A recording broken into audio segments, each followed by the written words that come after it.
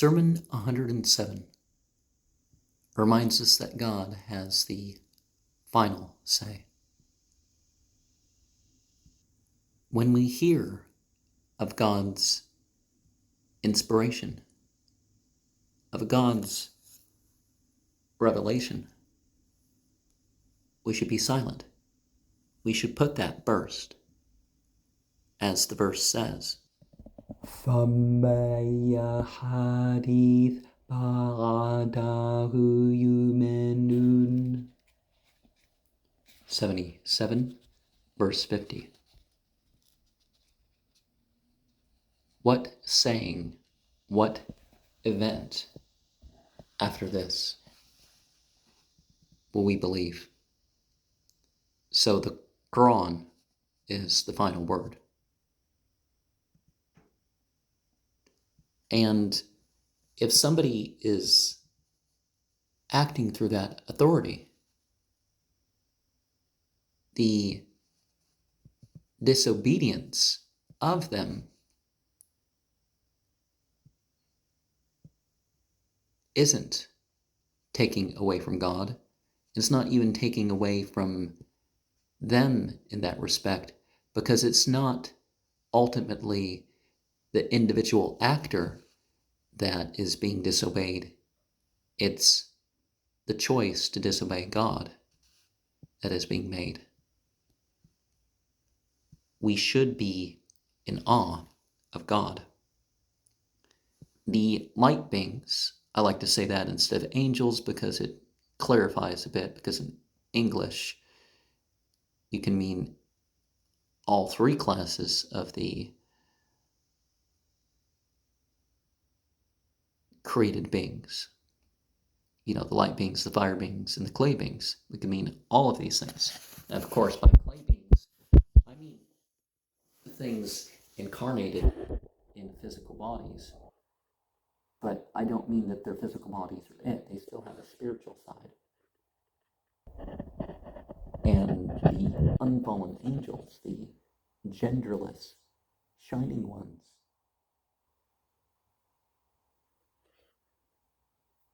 weren't broken up, are limited in that way by the passage of time. They maintained throughout such. It's not like the story of, the revolt of the angels or something like that, where angels dissolve and all sorts of weird things. Sometimes there are beings that put on a show to have their influence. You know what I mean? And the light beings may worship for us. And they don't neglect the command of God at all. They're such that, they carry out what they were told to do, because every creature is only commanded by God to do what it's capable of.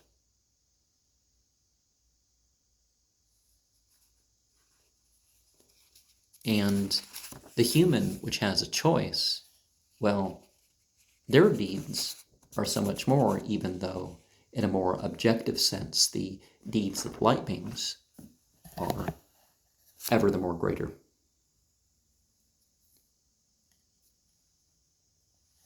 And that segment of the spiritual hierarchy ever the more means that God has the right to be worshipped.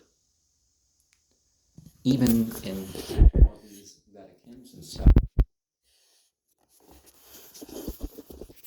where it has been corrupted by polytheism and stuff, you see this point that all these beings worship ultimate divinity, and ultimate divinity can be worshipped, and then if ultimate divinity is worshipped, then whatever you leave out even thought in regards to any of these other beings, the whole hierarchy is going to be on your side, per se.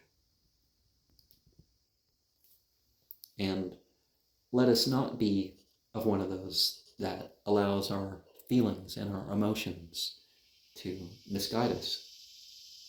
Keep sight of what is good and true.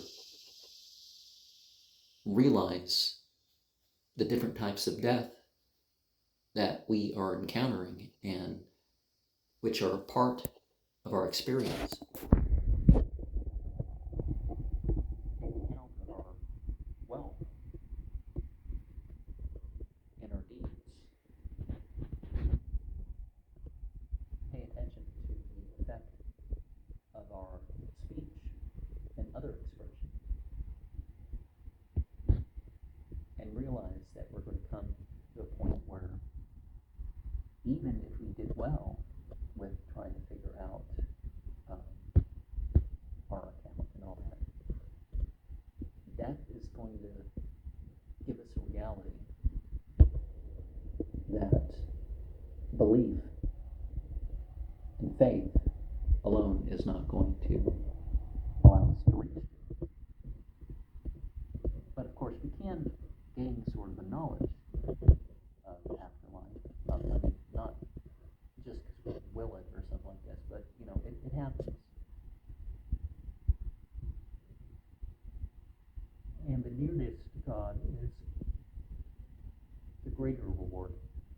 Now, if you sense it or whatever, you'll understand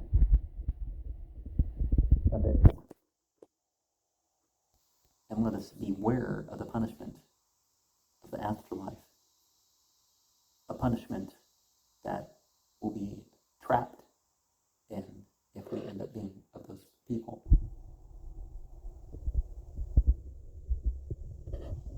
And the punishment of the afterlife, just like the reward, is something beyond time. But there is sort of the indication that it's a very, very long abiding for some people. And you don't want to be in it at all. But there is an indication that it's a lot more limited in its scope than the rewards. Like, for example, the fact that you don't get punishments multiplied the way that you can have good deeds multiplied because of the time and all that stuff. Now, certain scholars have said some things to the contrary to that in some respects, but it sounds like deductive reasoning as much as anything else. Like your reason for saying that there are 10 best days of the year should be because we were told there are 10 best days of the year, rather than there are 10 best nights of the year, so by analogy there must be 10 best days of the year.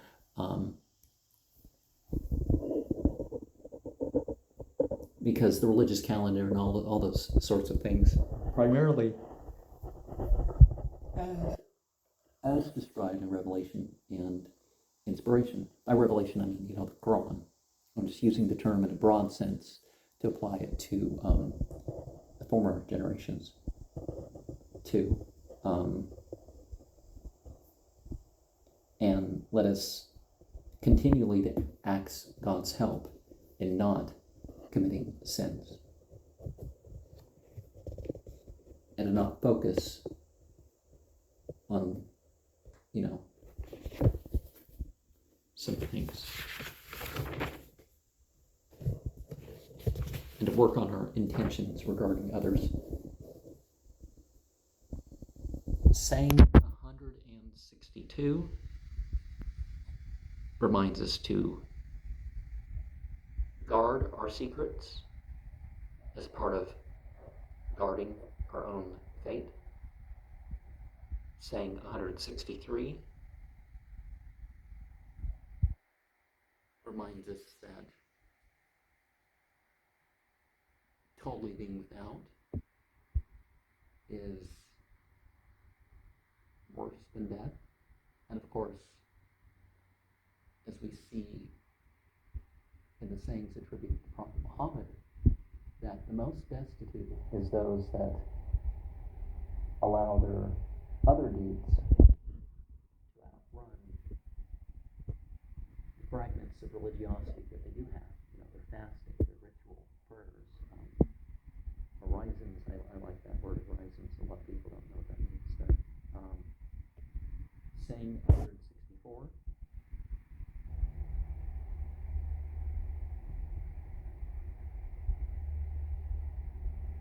Reminds us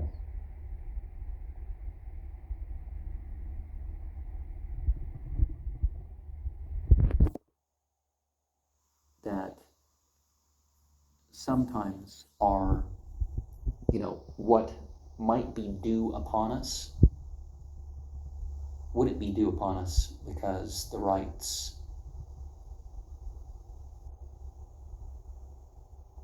due upon us to act,